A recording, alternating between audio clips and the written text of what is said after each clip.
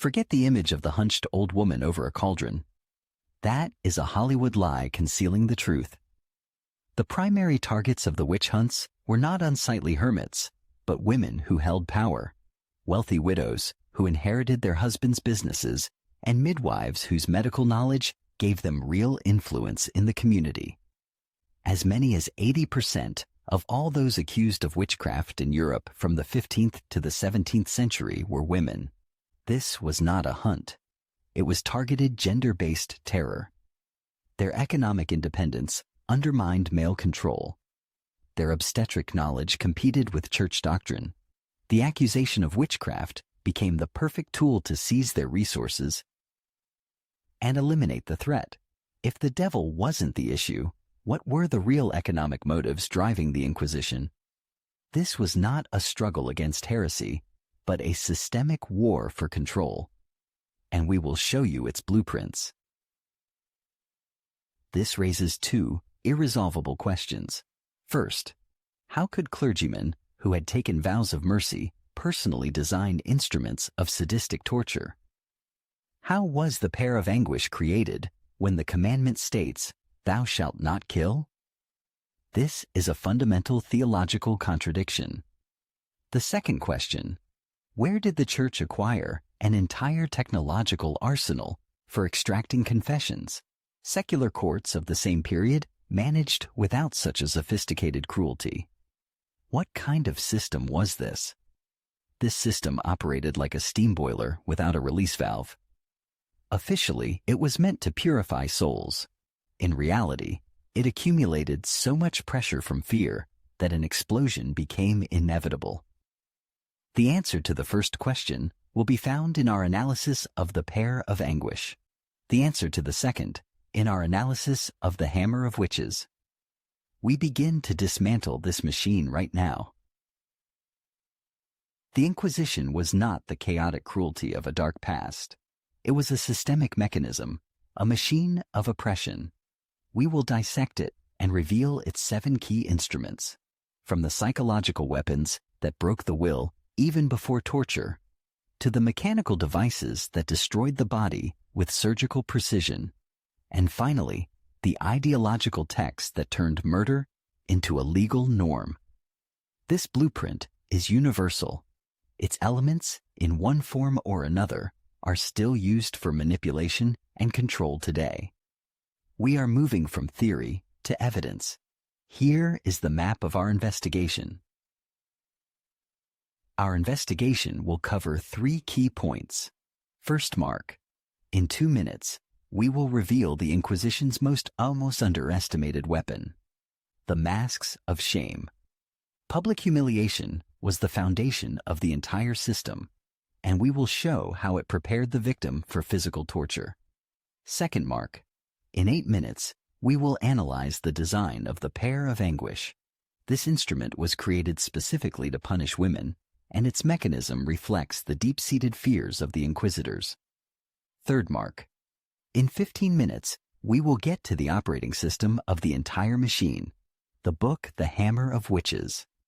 We will expose how a single text legally justified mass murder, turning superstition into law. In 2 minutes, it will become clear why psychological violence was the first and perhaps the main weapon of the Inquisition. With racks and pincers in their arsenal, inquisitors still spent resources creating seemingly harmless masks of shame. They caused no physical pain. Why was this theater of humiliation more important than the torture itself? At first glance, the mask is simply a tool for public branding. A woman was paraded through the streets, exposed to the ridicule of the crowd. But its real purpose was deeper. The mask transformed a person, a neighbor, a healer, into a faceless object, a symbol of sin. This was a psychological mechanism that prepared the executioner for violence. After all, it is easier to torture an object than a person. This process is like soil erosion. The mask washed away the top layer, reputation, and social connections. Only then, after leaving the individual defenseless, did the Inquisition move on to destroying the body. Imagine a respected midwife. She has helped deliver dozens of children in her village. How do you make these same people believe she is an accomplice of the devil? She is brought out to the square. An inquisitor reads the accusations. They place an ugly iron mask on her. The crowd, which just yesterday sought her help, now throws clumps of dirt at her. For her, this is not just humiliation. It is a total betrayal. Her world collapses. The faces of the neighbors she trusted are distorted with hatred. She realizes she is utterly alone. After this, her social identity is destroyed. In this state of psychological vacuum, she was led to a room where instruments intended for the body awaited. But the masks were not all the same. Their design was another layer of psychological warfare. Was there a standard for all witches? No. The Inquisition developed an entire nomenclature of humiliation. A mask with a long metal tongue was intended to punish scolding women. A mask with a pig's snout was for those accused of uncleanliness. It seems the punishment fits the crime, but each design targeted a specific gender stereotype. The long tongue was an attack on female speech, the pig's snout on the female body. This was not just an attribute of punishment, but an effective propaganda poster. It didn't just punish one woman, it programmed the minds of hundreds of onlookers, reinforcing the link between femininity and vice. The Inquisition needed a tool that was guaranteed to break any will. So, the spirit is broken. But how do you force the body to betray the mind and offer a confession? The masks of shame destroyed social status and severed ties with the world. This was the preparation of the battlefield. But what if the victim, even when morally broken, possessed an unyielding will and a high pain threshold? Psychological pressure was not enough. The Inquisition needed a tool that would work without fail, one that would bypass the will and appeal directly to the nervous system. And they created it, an entire arsenal of mechanisms that crushed bones and made the body scream. The next stage of our investigation, the technology of absolute pain. We begin with the Spanish boot. How do you control agony so that the victim doesn't die from shock and has time to confess? The Spanish boot, instrument number 2 in the arsenal, looks like a primitive vice for the shin, often with internal spikes. Its principle seems simple. The screw is tightened, the vice compresses, and the bones are crushed. Brute force. But this is an illusion. The key element was a screw with a fine thread. It allowed the inquisitor not just to crush, but to dose out the pressure with surgical precision. Each turn of the screw was a non-verbal question. Torture became a dialogue, where the victim was kept on the verge of losing consciousness for hours. Just 3 full turns would shatter the tibia into fragments. The goal was not death, but continuous pain that hacked the mind through the body. But what if torture used not a mechanism, but the victim's own body weight? How did a simple wooden pyramid become one of the most devastating psychological instruments? This is the Judas cradle. The victim was suspended over its sharp point. It seems the essence is simply to lower them onto it, but the reality was more sophisticated. They were lowered slowly until the point merely touched the groin area. Now they had a choice: relax their muscles and be impaled, or tense their entire body to the point of spasms to avoid it.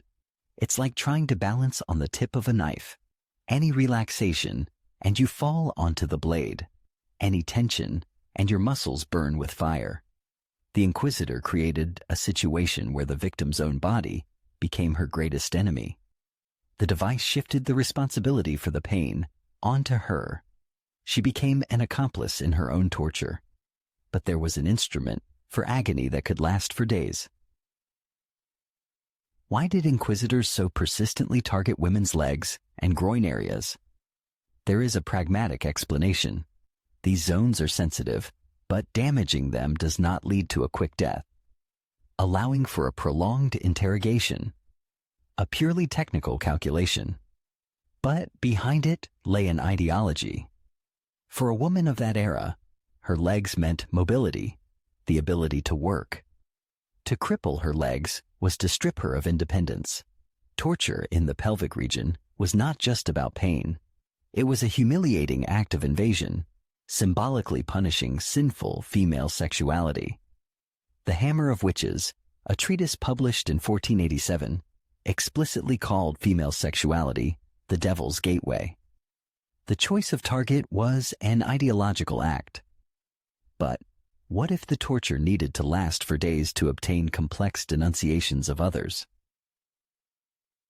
The Spanish boot and the Judas cradle created peak pain for quick confessions. But the Inquisition needed more. Not just "I am a witch," but detailed testimony, the names of accomplices, descriptions of Sabbaths.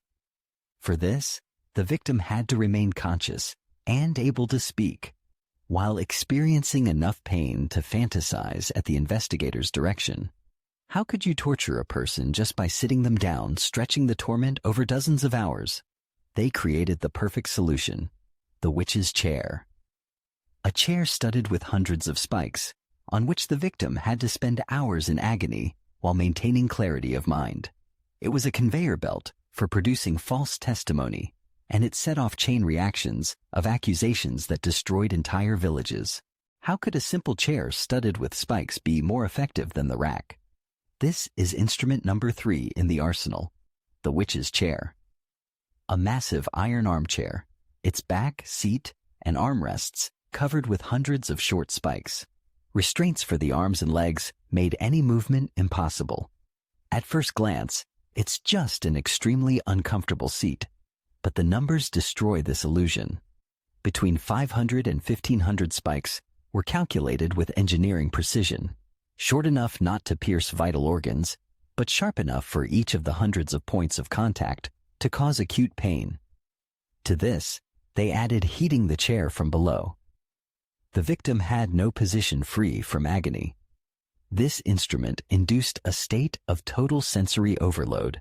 The brain, attacked by a continuous stream of pain signals, lost its ability to think. The only way out was submission. But what did this look like in practice? The accused is seated on the chair. She swears her innocence. The inquisitor monotonously, hour after hour, asks the same questions about the names of accomplices.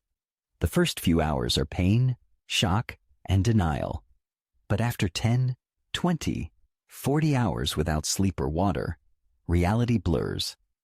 Interrogation records show that some sessions lasted for days without a break. In this state, the brain becomes a sponge. Names whispered by the interrogator turn into false memories. Agreement becomes the only way to get a sip of water. This is precisely how records filled with the names of innocent people were born.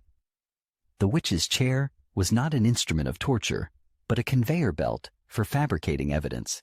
But there was an instrument created specifically to punish female sins. Now, stop for a second. Imagine you haven't slept for 40 hours. Every square inch of your body is burning with pain. You cannot move without intensifying it. Your mouth is dry, and every word is a struggle. And in this moment, the inquisitor offers you a deal, one sip of water, and an end to the torture. In return, you just have to name one person, anyone. The neighbor you dislike, the woman you envy. Be honest with yourself. What would you do? We have seen instruments for humiliating the spirit and for extracting testimony from the body. The witch's chair was a pragmatic conveyor belt for producing denunciations that expanded the witch hunts. However, the Inquisition's arsenal contained instruments devoid of this pragmatism. Their purpose was not information, but ritual punishment and intimidation. They were aimed at what the ideologues of the Inquisition considered the root of evil: female speech, female sexuality, female nature.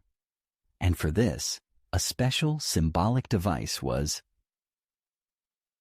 created. It did not just maim, it invaded the body in the most humiliating way. This is the pear of anguish, the material embodiment of misogyny. This small, fruit-shaped metal object was an instrument of irreversible mutilation, instrument number 4 in the arsenal. It consisted of several metal segments that, when closed, were inserted into the mouth, vagina, or anus. The inquisitor would then turn a screw at the end of the device. The petals would slowly but inexorably expand inside the body with monstrous force, tearing internal organs. The process was irreversible. This was not an interrogation. It was a punitive execution. Its function was not to break the will, but to physically destroy the part of the body considered the source of sin. For what sins was such a punishment prescribed? Formally, the list was clear. The pear was used in the mouth to punish female blasphemers or gossips. It was used in the vagina for those accused of adultery or performing abortions. But all these crimes, female speech and female sexuality, were spheres the church was trying to bring under total control. To an inquisitor, a sinful woman was like a leaking vessel, and he took the crudest tool to forcibly plug the source of the problem, the mouth or the womb. The pear of anguish is ideology cast in metal. It directly answers the question of how priests could create sadistic instruments. They believed they were not destroying a person, but sin itself in its physical manifestation. This is why this intimate torture was often conducted not in a dungeon, but in the town square. The woman was tied to a post. The inquisitor, like the director of a horror theater, would display the instrument to the crowd and read the accusations. This was not an act of justice, but a bloody performance asserting male power. It evoked not sympathy from the audience, but ritualistic satisfaction.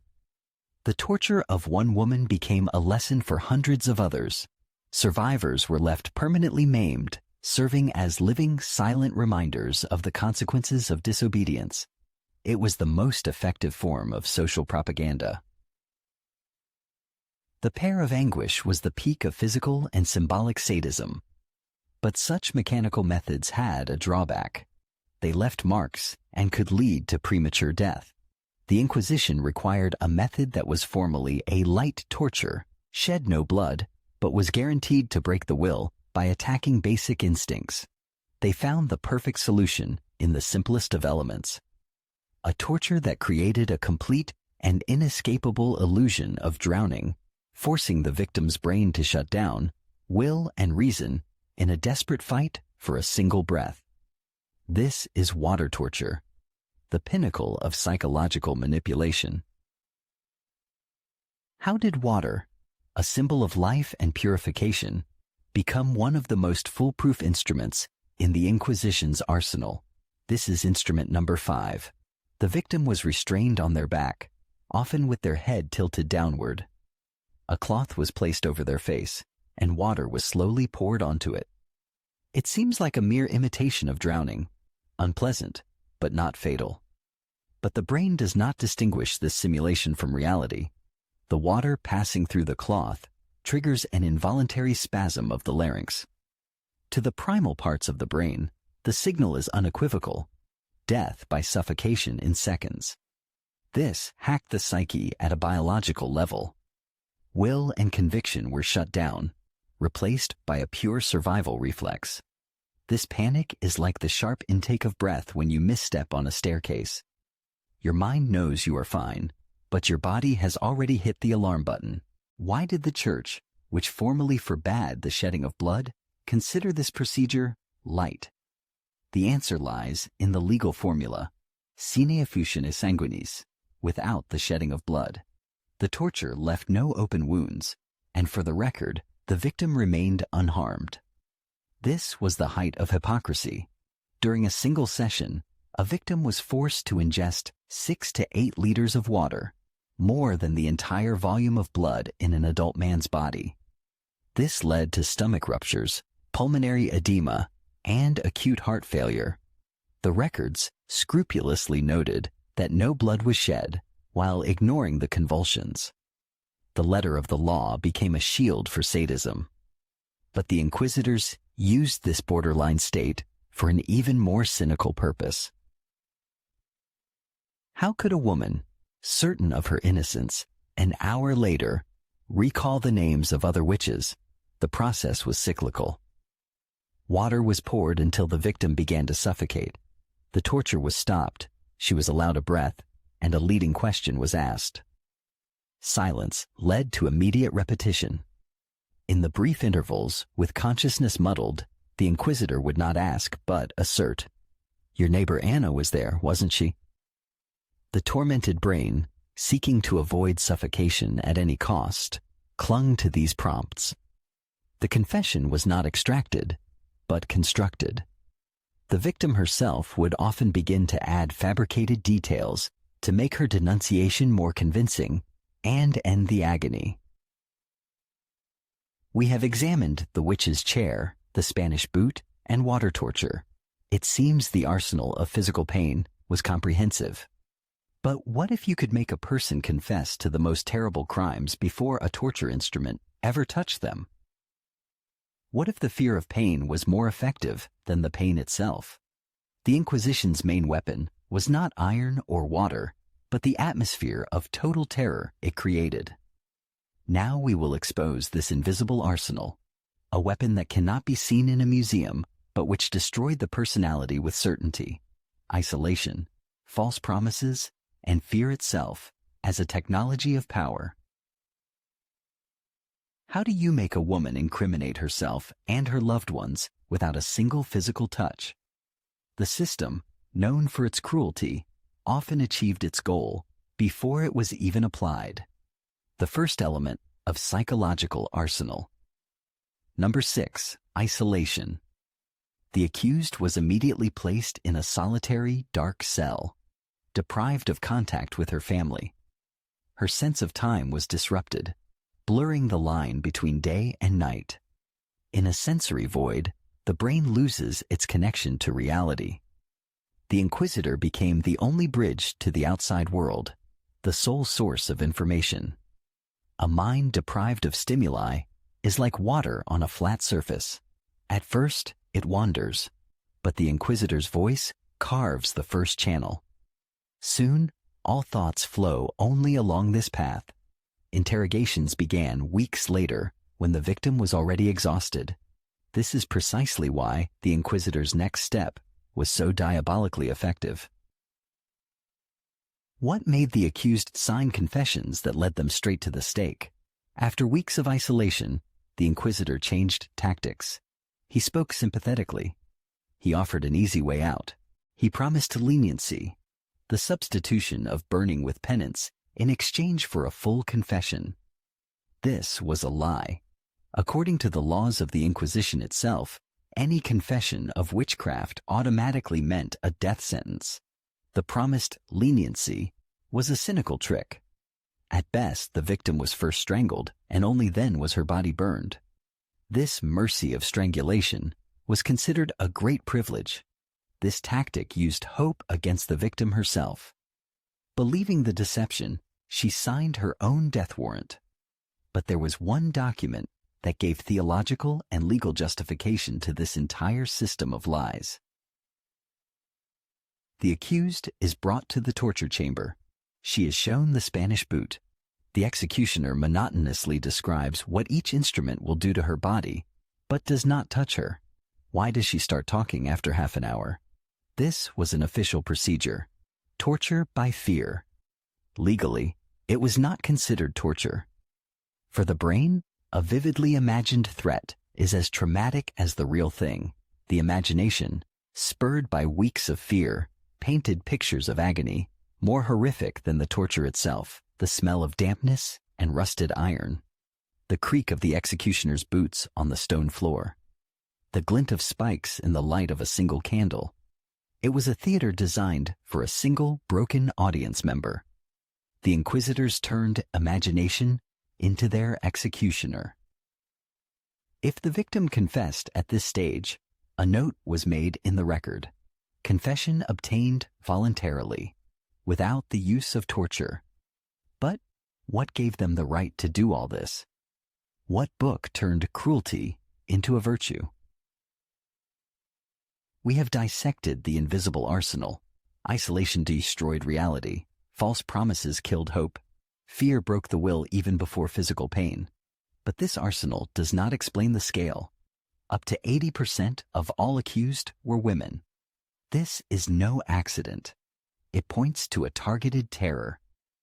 What was the catalyst that focused all this cruelty specifically on women and turned isolated trials into a pan-European epidemic?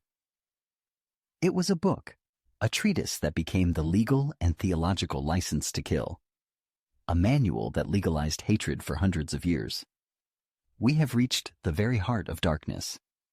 In the next part, we will dissect the operating system of the entire Inquisition machine. We will analyze the book that became a codex of hatred, the Hammer of Witches. This text, the Hammer of Witches, was not the first. It was just one of dozens of demonological treatises, but its impact was staggering. In the 30 years after its publication in 1487, it was reprinted 13 times, a circulation second only to the Bible. Its central thesis was simple: woman is by nature flawed. The authors proved this with pseudo-etymology. The word femina, woman, derives from phi and minus, meaning lesser faith. This made her the perfect vessel for the devil. The book turned everyday misogyny into legal doctrine, asserting that even a single witch could destroy an entire village. But the most terrifying part was how it changed the rules of the judicial process itself, turning it into a conveyor belt of death. What made it the deadliest document of its era? Its structure. The first two parts looked like an academic work, proving the reality of witchcraft. But the third part was not theory, but a detailed legal instruction manual for judges. How to ask leading questions, how to interpret silence as a confession, how to legally apply torture repeatedly, and most importantly, how to deceive the accused by promising her life in exchange for a denunciation. This text worked like a sieve, but in reverse. It was designed to filter out any evidence of innocence, leaving in the judge's hands only confirmation of guilt. It absolved the inquisitors of all responsibility, declaring that ordinary laws did not apply to witches. This was a declaration of total war. But who were the men who wrote this codex of hatred? Its authors, Heinrich Kramer and Jacob Sprenger, were Dominican inquisitors, empowered by the Pope himself. But behind this facade lies a nuance that changes everything. The main author, Kramer, was a fanatical failure. In 1485, in Innsbruck, the local bishop halted his trial, calling Kramer himself an old fool, obsessed with sexual fantasies. The Hammer of Witches became his personal revenge against the ecclesiastical system. One of the bloodiest chapters in history was written not because of theology, but because of the personal complexes and lust for power of one man. The co-authorship of the respected Sprenger was added for authority. The machine of genocide was launched on the fuel of personal resentment. We have dissected this machine. The Hammer of Witches created the image of the enemy. Isolation and fear broke the will. The instruments of torture completed the process. It seems its era has passed.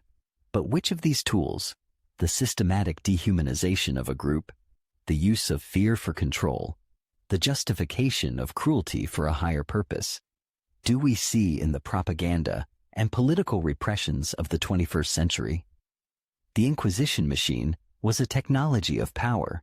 In the finale, we will prove that the Inquisition did not die. It merely changed its mask. Its blueprints still lie on the desks of those who build new systems of oppression. The machine of terror was not assembled in the torture chamber. Its launch began in the mind. The first element was ideology, the Hammer of Witches. It answered the main question: who is the enemy? And the enemy was designated as woman. After that, the enemy had to be stripped of their humanity in the eyes of society. For this, the second instrument was deployed, public humiliation through the masks of shame. This was the first demonstrative blow. Once the victim was socially isolated, psychological weapons came into play. She was placed in an invisible cage of total sensory deprivation. This third step broke her connection with reality and prepared her for confession. At this stage, her body had not yet been touched, but her spirit was already broken. And only now, when the victim was ideologically condemned, publicly humiliated, and psychologically crushed, did the technology of pain come into action. This process was not senseless cruelty. It was a calibrated, technological conveyor belt. The fourth element was prolonged, exhausting agony.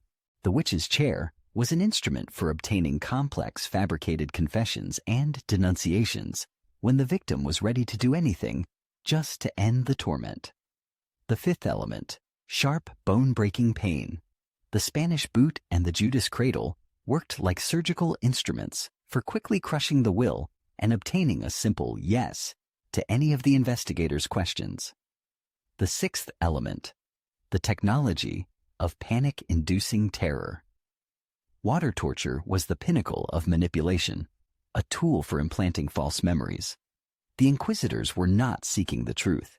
They were creating it, using the victim's own survival instinct against her. But this conveyor belt served not only to obtain confessions, it had another more important purpose. The final seventh element of the system. Instruments like the pair of anguish were used not for interrogation, but for a public spectacle of punishment. Their goal was not to extract information, but to teach a lesson to everyone else by punishing incorrect behavior. Thus, the Inquisition was not just a series of judicial errors, it was a deliberate technology of total social control. Its main product was not confessions, but fear. A fear that kept entire generations in submission. Cruelty was not a side effect, but the main instrument and language of the system. Every pyre was not an act of justice, but an act of propaganda, asserting absolute power. This fear machine operated at full capacity for nearly 300 years, suppressing dissent for at least 12 generations. And this brings us to the main and final question. What was the fuel for this machine of terror? Now that we see the entire system, this question is for you. What was the true engine of this machine? Was it the sincere yet monstrously distorted faith of the inquisitors in their divine mission, their conviction that they were saving souls by burning evil out of the world? Or was it, at its core, a cold, cynical thirst for power and total control over society? Was religion just a convenient smokescreen, and the witch hunts an effective tool for eliminating dissenters and reinforcing the patriarchal order? We want to know your opinion. Write just one word in the comments that you think best explains what happened. Faith or power? Let's see what the majority believes was more prevalent in this dark chapter of history. Your vote will determine the final verdict.